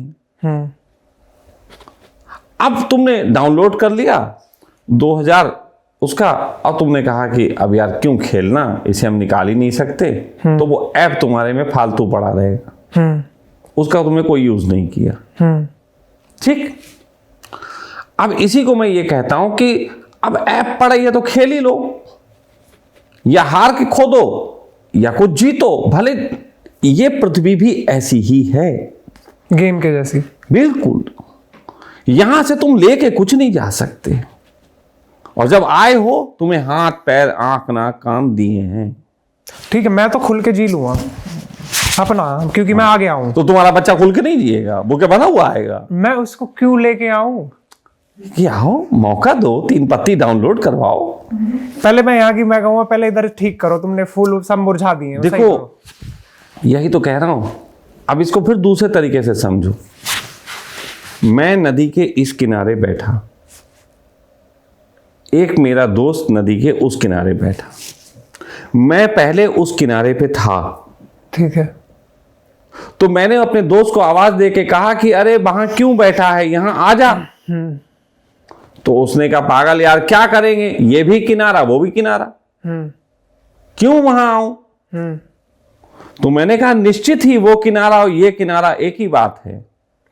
लेकिन जब मैं वहां था, तो वहां से जब मैं यहां आया, तो पानी की गहराई का मुझे अनुभव है, उसकी शीतलता का मुझे अनुभव है, आगे निकलते वक्त रेत का पैर में चिपकने का मुझे अनुभव है, फिर धीरे धीरे रेत का छोड़ना अनुभव है। तो निश्चित ही किनारा वो भी है, किनारा ये भी है। लेकिन मैं अनुभव लेके मरूंगा, वो बिना अनुभव के मर जाएगा। आप अगर थोड़े से भी पढ़े लिखे हो तो आप ये तो जानते हो कि हर जीन कोड आगे आने वाले जीन कोड को एक चीज सिखाता है। यही विकास का एक तरीका है। एवोल्यूशन की यही थ्योरी है कि हर आदमी, तो क्या तुम्हें ऐसा नहीं लगता कि अपने जीन कोड को इतना ज्यादा रिच बनाओ कि उसके मार्फत से तुम अपने अस्तित्व में या कुछ देखे जाओ, कोई इंफॉर्मेशन के रूप में। हाँ, ये शाब्दिक इंफॉर्मेशन जैसे मैं दे रहा हूं वो भी हो सकती है कि जहां पे लगे तुम अपने कुछ कर सकते हो, लेकिन कुछ करोगे तो। बच्चों में ये जेनेटिक रूप में आप दे सकते हो, दोस्तों में आप व्यवहारिक रूप से दे सकते हो, समाज में अपने कर्मों के रूप में दे सकते हो। अगर आपके शिष्य हो जाएं कुछ तो उनको ज्ञान के रूप में दे सकते हो। तो देनी तो पड़ेगी आपको। बच्चे तो सबको चाहिए। हाँ, ये मैं बिल्कुल समझ सकता हूँ, बच्चे सबको चाहिए। बच्चे सबको चाहिए, प्रारूप बदल जाएगा। लेकिन मैं वो पहले वाली बात नहीं समझ पा रहा कि बच्चों को क्या लालच उस चीज का, जब वो है ही नहीं इस दुनिया में कि मुझे जेनेटिकली। मैं फिर कह रहा हूं, तुमने किसने कहा दुनिया में? तुम दुनिया में हो, मैं तुमसे पूछ रहा हूं, तुम दुनिया में हो? मुझे लगता है हाँ, ये दुनिया में मैं हूँ। तो तुम्हारे बच्चे शुक्राणु ही तो हैं तुम्हारे, वो भी इसी दुनिया अगर में मैं है। उनको लेकर के आऊं तो आ जाएंगे। हाँ यार, वो भी इसी दुनिया में है, नहीं वो ऑलरेडी हैं। बस तुम उनको कंटेनर नहीं दे रहे, वो आप उनको जमने के लिए एक गर्भ नहीं दे रहे, बस इतनी सी बात है तो वो अभी भी शुक्राणु के फॉर्म में, बिल्कुल उस फॉर्म में तुम्हारे अंदर है। देखो आज के समय में बहुत से लोग ऐसे हैं जो शादी होती है और इम्पोटेंसी फील करते हैं, मतलब उनके बच्चे नहीं हो रहे। ऐसे बहुत बड़ी संख्या एक बढ़ने लगी है। तो सामान्यतः इसके पीछे कई लोग ये हैं कि आप जो है वो पल्स गर्भ निरोधक यूज करते हैं, गोलियां वगैरह ये खाते हैं, इसकी वजह से ये सब होता है। ये भी एक कारण है, लेकिन मेरा मानना है इससे बड़ा एक कारण जेनेटिक रूप से छुपा हुआ है। सच बात तो यह है कि आदमी सेक्स इसलिए करता है कि उससे बच्चे का जन्म हो सके, लेकिन आने वाला समय ऐसा आ गया है कि अब लोग सेक्स को प्लेजर के लिए करते हैं, बच्चा जन्मने के लिए नहीं करना चाहते। तो कहीं ना कहीं धीरे धीरे हमारे अंदर शुक्राणुओं की वो जो कमी आती जा रही है, वो इसीलिए आती जा रही है कि जीन कोड में ऐसा एक इंफॉर्मेशन जा रही है कि हमें अब बच्चे पैदा ही नहीं करने। तो एवोल्यूशन की एक थ्योरी में हम खुद ही आत्मघाती होते जा रहे हैं, और एक दिन ऐसा हो सकता है कि लोग बच्चे पैदा हों और हजारों में कोई एक बच्चा मिले जिसके अंदर शुक्राणु मिले। यह भी संभावना है, हो सकता है 1000 साल बाद, 2005, 10,000 साल बाद, हो सकता है लाख साल बाद ऐसा हो सकता है कि फिर बच्चे पैदा हुआ करें टेस्ट ट्यूब बेबी के माध्यम से। उस माध्यम से बच्चे पैदा होने लगे, और उन पैदा हुए बच्चों में भी हजारों बच्चों में कोई एक आध बच्चा हो जिसके अंदर शुक्राणु मिले, बाकी अंदर शुक्राणु ही नहीं मिलेंगे। ऐसा हो सकता है, हो सकता है। तो ये जो चीजें हैं हमारे विचार पे हैं। तो जिस तरीके से बोलते ना आत्महत्या, तो आत्महत्या से पहले विचार आएगा। अगर आप विचार में अपनी हत्या कर सकते हो तो वास्तव में भी अपनी हत्या कर सकते हो। तो अगर आप अपने विचारों में ही अपने बच्चे को मार रहे हो, तो आप असलियत में भी फिर एक दिन हो सकता है शादी ना करो, बच्चा ना करो, क्योंकि आप पहले उसे विचार में मारोगे। और मेरा मानना यह है कि अगर गहरे में आपके अंदर यह विचार बैठ गया है कि मुझे अपने बच्चे को नहीं दुनिया में लाना है, तो फिर आपको विवाह करके बच्चे नहीं करने चाहिए। बिल्कुल क्योंकि वो जो बच्चा पैदा होगा वो डिप्रेस्ड बच्चा पैदा होगा। बिल्कुल। तो इस तरीके से मेरा अगर आप सजेशन लेंगे तो मैं कहूंगा अगर गहरा आपका विचार है तो आपको विवाह नहीं करना चाहिए, या फिर किसी का भी अगर ऐसा किसी का विचार भी। है। लेकिन जहां तक मैं हूं, मैं तो जीवन को खेल मानने वाला व्यक्ति हूं। अगर मैं आपकी उम्र का हूं और सब हूं, अनुभव कम हो, भले ही ये विचार भी आ गया हो, फिर भी अगर मेरे तल पे बात करोगे मैं कहूंगा विवाह करो, क्या दिक्कत है? खेल है, दिखाओ, खेल ही है, खेलो। उसको बुला करके दिखा दो ये इधर है, खेलो थोड़ा, खेलो बिल्कुल, मौज लो, ये भी तरीका हो सकता है। वो मैंने दोनों ही बातें कही। आप मुझसे सलाह ले रहे हो तो मैं ये सलाह दे रहा हूं, लेकिन मैं आपकी जगह होता तो मैं तो खेल लेता, और मैंने खेला। ठीक है, थैंक यू। चलिए, बहुत अच्छा लगा विवेक बात करके। और मुझे भी। दोस्तों, ऐसी बहुत सी चीजें, बहुत सी चर्चाएं आने वाले समय में नए नए लोगों के माध्यम से हम आप तक लेके आएंगे। और विवेक भी अगर और कोई प्रश्न और इन सब लेके बैठना चाहेंगे तो इनके साथ और भी बात करेंगे। Thank you.